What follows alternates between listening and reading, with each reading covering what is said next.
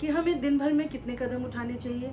प्रियो, हम दिन भर में कितना चल सकते हैं ये हमारे फिटनेस, हमारी हेल्थ, उम्र इत्यादि इत्यादि बातों पे डिपेंड करता है। एक रीसेंट सर्वे के अनुसार एक एवरेज एडल्ट जो है 5117 से लेके 6887 कदमों तक चल सकता है। एक एवरेज नौजवान जो है वो 10,000 से 15,000 तक, और एक एवरेज नौजवान लड़की जो है वो 10,000 से 13,000 कदम दिन भर में आसानी से ले सकती है। ये हमारी फिटनेस पे, हमारी हेल्थ पे भी डिपेंड करता है कि हम कितना चलने योग्य हैं। चलना हमारी गति को निर्धारित करता है, हमारे जीवन में हेल्थ को लेके आता है। क्या खुदा का कलाम भी इस बारे में कुछ कहता है? आइए पवित्र शास्त्र से देखते हैं। खुदा के कलाम के साथ एक बार फिर से आपको पास्टर ऐना का सलाम। प्रियो, यदि आप पढ़े भजन संहिता 37वां अध्याय उसका 23वां पद, यहाँ पे लिखा है, मनुष्य की गति जो है वो यहोवा की ओर से दृढ़ होती है और उसके चाल चलन से वो प्रसन्न रहता है। The steps of the righteous are ordered by the Lord, directed by the Lord. This is what the word of God says. अपने जीवन काल में हम बहुत सारे निर्णय लेते हैं। कई बार कदम हमारे सही भी होते हैं, कई बार हमारे कदम गलत भी हो जाते हैं, लेकिन परमेश्वर का वचन कहता है कि ये कदम जो है धर्मी के जीवन में परमेश्वर के द्वारा निर्धारित रहते हैं। जरा सोचिए, पहला कदम जब आपके बच्चे ने पहली बार उठाया, कितने एक्साइटेड थे आप। You were all set to see your child कि कैसे कदम उठा रहा है, अपने पैरों को धीरे धीरे स्थायित्व प्रदान कर रहा है। एग्जैक्टली ऐसे ही परमेश्वर हमारे कदमों के लिए, हमारे डायरेक्शन के लिए उत्साहित रहते हैं कि वो हमारे जीवन को नई दिशा प्रदान कर सकें। यिर्मयाह 29वां अध्याय उसके 11वें पद में लिखा है, प्रियो, जो कल्पनाएं मैं तुम्हारे विषय में करता हूँ वो हानि की नहीं बल्कि भले की है। आमीन। God wants to bless us। इसका मतलब क्या है? इसका मतलब ये है कि परमेश्वर ने आपके लिए योजना बना के रखी है।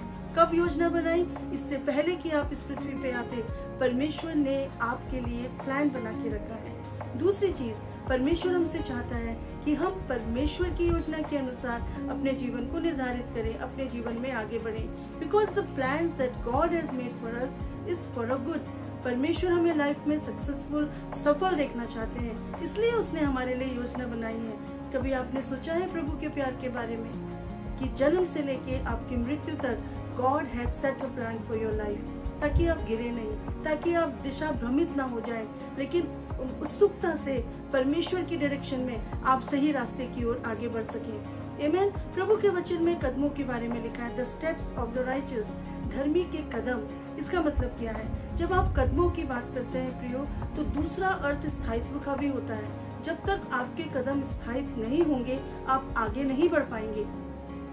वर्ड ऑफ गॉड सेज कि परमेश्वर आपके कदमों को स्थायित्व प्रदान करना चाहते हैं, ताकि आप अच्छी तरीके से अपने कदमों को दृढ़ करके यू कैन मूव फॉरवर्ड। आमीन।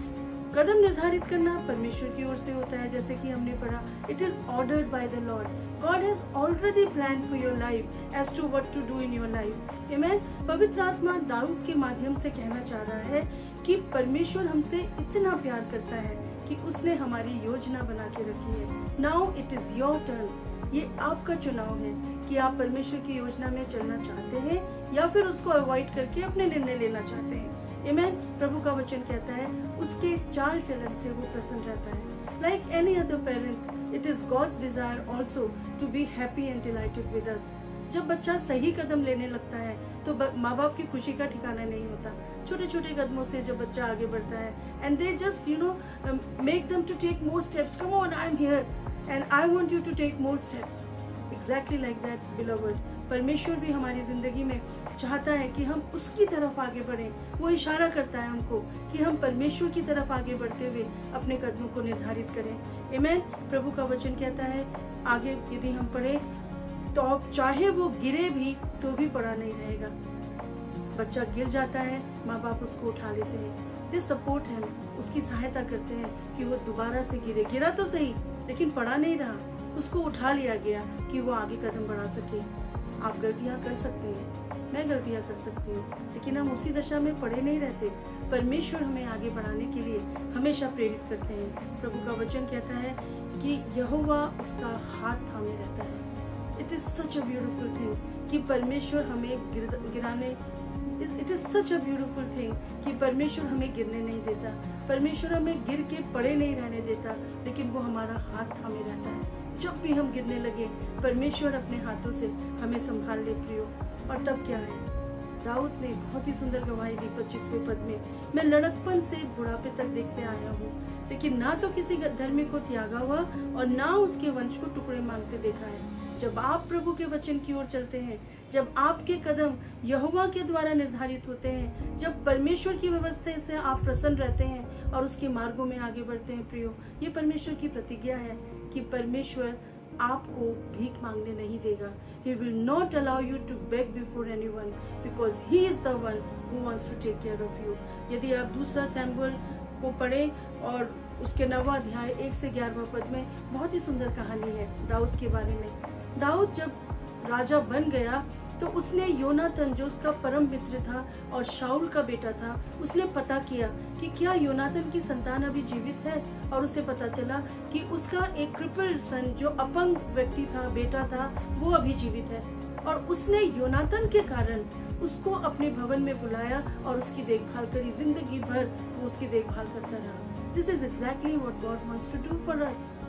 जब हम प्रभु के मार्गों में आगे बढ़ते हैं प्रियो, परमेश्वर न केवल हमें लेकिन हमारी पीढ़ी को भी सुरक्षित रखता है। Because of you your next generation is going to get blessed. आपके सही कदम जो आप आज लेंगे, आपकी अगली पीढ़ी उसमें सुरक्षित रहेगी। है ना सुंदर बात, है ना wonderful amazing thing that God wants to do for you and मी।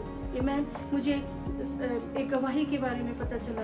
एक स्त्री थी जो विधवा थी, ज्यादा पढ़ी लिखी भी नहीं थी, लेकिन एक संस्था में वो सेवा किया करती थी, काम किया करती थी। समय के साथ ऐसा हुआ कि मालिक का भरोसा उन पे बहुत ज्यादा था, और उन्होंने जब वो अपना काम कर रहे थे तो उन्होंने उनको उनका प्रतिफल देना चाहा, लेकिन इससे पहले कि वो उसको प्रतिफल देते, वो स्त्री जो थी वो इस दुनिया से चली गई।